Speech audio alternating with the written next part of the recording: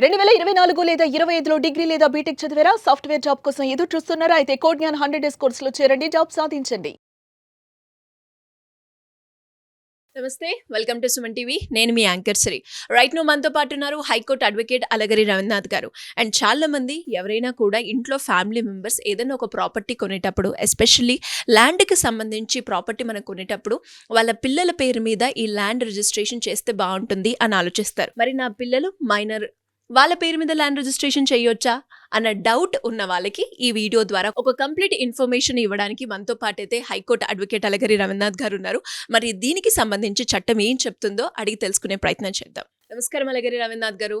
నమస్తే అండి సిరి గారు. సార్, చాలా మంది పేరెంట్స్ కూడా వాళ్ళు ఏదైనా ఒక ప్రాపర్టీ కొనేటప్పుడైనా, లేదంటే ఇల్లు తీసుకునేటప్పుడైనా, లేదంటే ఒక బిజినెస్ స్టార్ట్ చేస్తున్నప్పుడైనా వాళ్ళకి ఫస్ట్గా గుర్తొచ్చేది పిల్లలు. సో అలాంటి సందర్భాల్లో ఎవరైనా కూడా తల్లిదండ్రులు ల్యాండ్ తీసుకుంటున్నాం, ఇప్పుడు ఆ ల్యాండ్ మా పిల్లల పేరు మీద, కానీ వాడు మైనర్, వాడి పేరు మీద నేను ల్యాండ్ రిజిస్ట్రేషన్ చేసుకోవచ్చా అనే వాళ్ళకి అంటే ఒక క్లారిటీ అండ్ అలాగే చట్టం ఏం చెప్తుంది, అలా తీసుకోవాలి అంటే లీగల్ పరంగా ఎలాంటి చర్యలు పాటించాల్సిన అవసరం ఉందంటారు సార్? మైనర్ పేరు మీదుగా ప్రాపర్టీ తీసుకోవచ్చా తీసుకోకూడదా అన్నటువంటి విషయాన్ని మీద మనకు ఒక క్లియర్ ఇన్ఫర్మేషన్స్ మన చట్టాలు చెప్తూ ఉన్నాయి సిరి గారు. ముందుగా అసలు మైనర్ అంటే ఎవరు, అసలు ఎవరిని మైనర్ అంటారు, చట్టం ఏం చెప్తోంది? Under the 1875 Indian majority act అని ఒక యాక్ట్ ఉంది. ఆ యాక్ట్ ప్రకారం 18 ఏళ్ళు నిండినటువంటి 18 ఏళ్ళు పూర్తయినటువంటి వ్యక్తిని మేజర్ అంటారని, 18 ఏళ్ళు నిండినటువంటి వ్యక్తిని అది స్త్రీ అయినా పురుషుడైనా వాళ్ళని మైనర్ అంటారని చెప్పి సెక్షన్ 3 అన్నది స్పెసిఫై చేస్తుంది. మేజారిటీ అంటే కొన్ని ప్రత్యేక కారణాలు ఏం చేస్తారంటే నేషనల్ గార్డెన్ అంటే కోర్టు నుంచి ఒక గార్డెన్ ఉంటే అది 21 ఇయర్స్ కూడా ఎక్స్టెన్షన్ చేస్తారు. బట్ యాక్చువల్గా మైనారిటీ అంటే 18 ఏళ్ళు ఏ రోజు అయితే పూర్తవుతుందో ఆ రోజు వరకు ఉన్నటువంటి పరిధిని, అంటే 18 ఏళ్ళ కన్నా తక్కువ ఉంటే వాళ్ళని మైనర్ అంటారని మనకి సెక్షన్ 3 ఇండియన్ మెజారిటీ యాక్ట్ 1875 అన్నది స్పష్టంగా చెప్తోంది. సో మైనర్ అనే వ్యక్తి బిలో 18 ఇయర్స్ ఉన్నారు. ఇక పార్ట్ నెంబర్ 2, మైనర్ పేరు మీదుగా ప్రాపర్టీని మనం కొనవచ్చా కొనకూడదా, దీని మీద మన చట్టాలు ఏం చెప్తున్నాయి? ఇక్కడ గుర్తుపెట్టుకోండి, మైనర్ పేరు మీదుగా ఇండియన్ కాంట్రాక్ట్ యాక్ట్ 1872 అన్నది స్పష్టంగా చెప్తుంది. 1872 ఇండియన్ కాంట్రాక్ట్ యాక్ట్ అయితే ఎట్టి పరిస్థితుల్లో కూడా ఒక మైనర్ ఒక ప్రాపర్టీని కొనుగోలు అమ్మకాలంటే ఒక కాంట్రాక్ట్లోకి ఎంటర్ అవ్వడం అన్నది మాత్రం ఎట్టి పరిస్థితుల్లో కూడా జరగదు. ఓన్లీ మేజర్స్ మాత్రమే కాంట్రాక్ట్లోకి ఎంటర్ అవుతారు. అంటే ఒక కాంట్రాక్ట్, ఒక అమ్మాలన్నా ఒక కొనుక్కోవాలనుకున్నా వాళ్ళిద్దరి మధ్య ఒక కాంట్రాక్ట్ ఉంటుంది కదా, ఒక ఒప్పందం జరిగింది కాబట్టి ఆ కాంట్రాక్ట్ ఏదైతే ఉందో ఖచ్చితంగా మేజర్ ఉన్న వాళ్ళకి మాత్రమే ఉంటుంది. కానీ ఎవరైతే మైనర్ పేరు మీదుగా ప్రాపర్టీ కొనుక్కోకూడదంటే కొనుక్కోవచ్చు కొన్ని సందర్భాల్లో. మనకి ఇక్కడ Hindu minority and guardianship act 1956 ప్రకారం అందులో సెక్షన్ 6, 8 ఈ యొక్క సెక్షన్స్ ఏం చెప్తున్నాయంటే మైనర్ పేరు మీదుగా కూడా ప్రాపర్టీస్ని కొనుక్కోవచ్చు. అది అన్ని సందర్భాల్లో వర్తిస్తుంది. అన్ని సందర్భాల్లో ప్రాపర్టీని ఆ మైనర్ పేరు మీదుగా అమ్మాయి అయినా అబ్బాయి అయినా మైనర్ పేరు మీద ప్రాపర్టీకి ఇవ్వచ్చు, గిఫ్ట్ డీడ్ ఇవ్వచ్చు. పూర్వీకుల వారసత్వం ఏదైతే వస్తుందో వారసత్వ ప్రకారంగా కూడా ప్రాపర్టీని వాళ్ళ పేరు మీదకి ట్రాన్స్ఫర్ చేసేది కూడా ఉంటుంది. కానీ గుర్తుపెట్టుకోవాల్సింది అక్కడ తప్పనిసరిగా నేషనల్ గార్డెన్ ఎవరైతే ఉంటారో నేషనల్ గార్డెన్ యొక్క ఇంపార్టెన్స్ మాత్రం తప్పనిసరిగా ఉండాలి.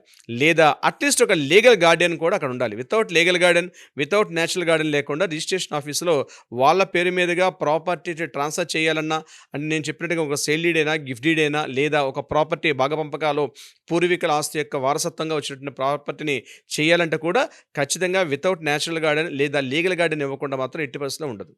మరొకటి, ఈ యొక్క డాక్యుమెంట్స్ ఏదైతే మైనర్స్ పేరు మీదుగా ప్రాపర్టీని కొనేటప్పుడు అక్కడ ఖచ్చితంగా డాక్యుమెంట్లు క్లియర్గా మెన్షన్ చేయాలి.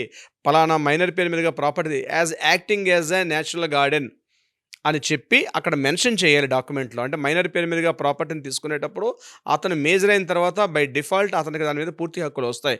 అతను అమ్ముకోవచ్చు, దాన్ని ఆయన గిఫ్ట్ డీడ్ ఎవరికైనా ఇవ్వచ్చు, హక్కులు ఉంటాయి.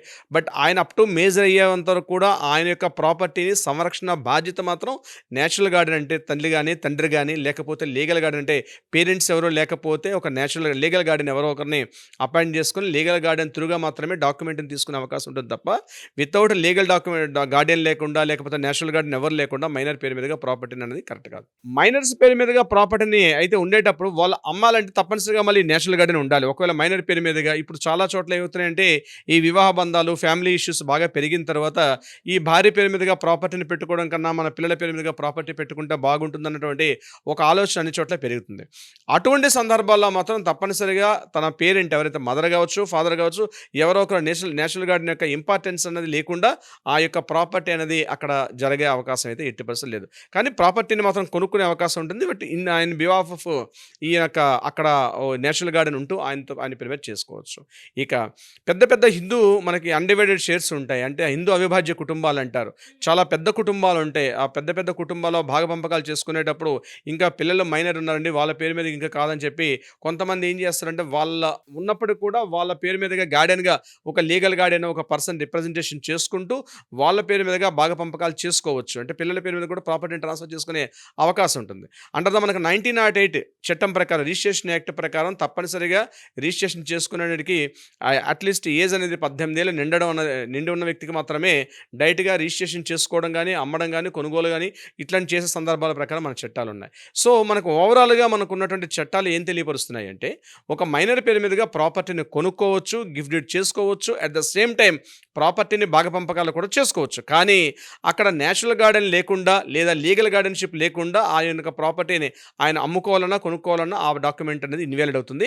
బట్ వెరీ వెరీ ఇంపార్టెంట్ ఒక ఇండియన్ కాంట్రాక్ట్ యాక్ట్ ఇప్పుడు నేను చెప్పినట్టుగా 1872 ఇండియన్ కాంట్రాక్ట్ యాక్ట్ ప్రకారం తప్పనిసరిగా ఆ ప్రాపర్టీని పర్చేజ్ చేయాలంటే ఒక కాంట్రాక్ట్లోకి ఎంటర్ అవ్వాలంటే మాత్రం తప్పనిసరిగా ఒక మేజర్ అయి ఉండాలి. ఇది కేవలం పురుషులకైనా స్త్రీలకంటే అమ్మాయి అయినా అబ్బాయి అయినా ఎవరికైనా ఇది వర్తిస్తుంది. ఇద్దరికి వర్తిస్తుంది. కేవలం అమ్మాయిలకి ఈ రకమైన చట్టాలని, అబ్బాయిలకి ఈ చట్టాలని ఎక్కడ మనకి జెండర్ డిఫరెన్షియేట్ ఎక్కడ మనకి చట్టాలు లేదు. అది ఆ చట్టాలు అనేవి జెండర్ ఈక్వాలిటీగానే ఉండే తప్పించి స్త్రీలకు ఒక రూలు, పురుషులకు ఒక రూల్ అనేది ఉండదు.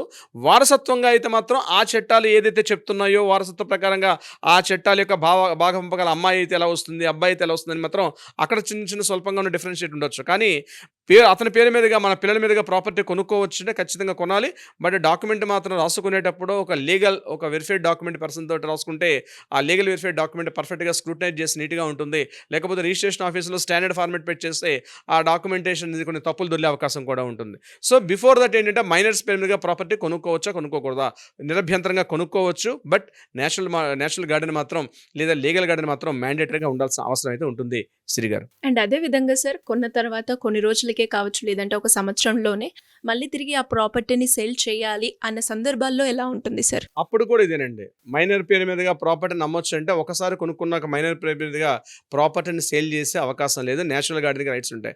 సో 80% అమ్మే విషయంలో మాత్రం మైనర్స్ పేరు మీద ఉన్న ప్రాపర్టీస్ మాత్రం సేల్ చేస్తూ మాత్రం కొన్ని ఇబ్బందులు పడే అవకాశం ఉంటుంది. దానికి మాత్రం తప్పనిసరిగా కొన్ని చర్యలు తీసుకోవాలి. సో లీగల్గా దాని గురించి పూర్తిగా డాక్యుమెంట్ స్క్రూటనైజ్ చేసుకోవాలి. మైనర్ పేరు మీదుగా ఉన్నటువంటి ప్రాపర్టీ అయితే మాత్రం అమ్మే అవకాశాలు చాలా తక్కువగా ఉంటాయి శ్రీ గారు. సార్ మీరు అన్నట్టుగానే అంటే చాలా మంది కొనుక్కుంటారు, మళ్ళీ తిరిగి అమ్మే సమయంలో ఎలా అమ్మాలి, ఇప్పుడు నేను రెస్పాన్సిబిలిటీ తీసుకోవాలా దీనికి అన్న రకరకాల డౌట్లు అయితే రేజ్ అవుతూ ఉంటాయి. అలాంటి సందర్భాల్లో కావచ్చు లేదు అంటే ఫ్యామిలీ రిలేటెడ్గా ప్రాపర్టీకి సంబంధించి ఎవరికైనా కూడా ఎలాంటి డౌట్స్ ఉన్నా కూడా మిమ్మల్ని అప్రోచ్ అవ్వాలి అంటే ఏ విధంగా ఉంటుందంటారు? తప్పనిసరిగా శ్రీ గారు ప్రాపర్టీస్ విషయంలో చాలా అలర్ట్గా ఉండాలి. ఎంతో మనం రాత్రి పగల కష్టపడి ఒక ప్రాపర్టీని కొనుక్కునే ప్రయత్నం చేస్తాం. రకరకాల వివాదాల్లో రాకుండా లేకపోతే మనకి సమస్యలు లేకుండా డాక్యుమెంటేషన్ వెరిఫికేషన్ చేసుకోవడం చాలా ఇంపార్టెంట్. ఒక లీగల్ ఒపీనియన్ తీసుకోవడం చాలా చాలా ఇంపార్టెంట్. ముఖ్యంగా ఇప్పుడు మనం అనుకున్నట్టుగా మైనర్స్ పేరు మీదుగా ప్రాపర్టీని తీసుకుంటే ఇలాంటి జాగ్రత్తలు తీసుకుంది. మనం వీడియోలో క్లుప్తంగా అంటే డీటెయిల్గా చెప్పలేకపోయినా వ్యక్తిగతంగా మీరు వచ్చి కలిసిన క్లియర్ ఇన్ఫర్మేషన్ చెప్పే ప్రయత్నం చేస్తాను. అది కాకుండా కింద వాట్సాప్ నెంబర్గా అదేవిధంగా స్క్రోల్ అవుతుంది. ఆ కింద నెంబర్ని స్క్రోల్ అవుతున్న నెంబర్ని కానీ కాంటాక్ట్ చేస్తే ఒక అపాయింట్మెంట్ తీసుకుంటే మాత్రం తప్పనిసరిగా దీనికి సంబంధించి ప్రాపర్టీస్ని ఎలా డివిజన్ చేసుకోవాలి, ఎలా మనం ఆ ప్రాపర్టీ సేల్ డీడ్ కానీ గిఫ్ట్ డీడ్ కానీ ఎలా చేసుకోవాలనే విషయం మీద క్లియర్ ఇన్ఫర్మేషన్ ఇచ్చే ప్రయత్నం చేద్దాం శ్రీ గారు. డెఫినెట్గా sir, great information. Thank you so much. Thank you so much అండి శ్రీ గారు. సుమన్ టీవీలో మీ పర్సనల్ అండ్ బిజినెస్ ప్రమోషన్స్ కోసం కింది నెంబర్కి కాంటాక్ట్ చేయండి.